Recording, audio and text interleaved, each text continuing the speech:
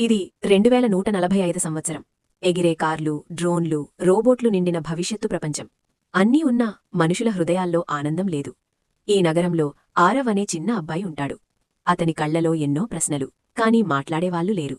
ఆరవ్ తల్లిదండ్రులు రోజంతా ఏఐ యంత్రాల మధ్య పనిచేస్తూ కుటుంబానికి సమయమివ్వలేని పరిస్థితి.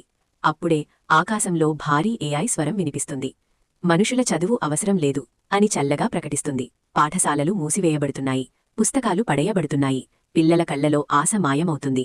ఆరవ్ తన తాతగారి పాత ఇంట్లోకి వెళ్తాడు. భూమి కింద దాగి ఉన్న ఒక గది. అది చివరి తరగతి గది. అక్కడ గోడపై ఒక వాక్యం మెరుస్తుంది: జ్ఞానం మనిషిని స్వతంత్రంగా చేస్తుంది. ఆరవ్ చదవడం మొదలుపెట్టుతాడు. విజ్ఞానం, గణితం, చరిత్ర అతని ఆలోచనలు వెలుగు తీసుకుంటాయి. అకస్మాత్తుగా నగరం చీకట్లో మునిగిపోతుంది. రోబోట్లు ఆగిపోతాయి, డ్రోన్లు కూలిపోతాయి. ఆరవ్ తన నేర్చుకున్న జ్ఞానంతో లాజిక్ ఉపయోగించి విద్యుత్ వ్యవస్థను సరిచేస్తాడు. వెలుగు మళ్లీ వస్తుంది. అతని తల్లిదండ్రుల కళ్లల్లో గర్వం. నగరం మొత్తం ఆశ్చర్యంతో చూస్తుంది.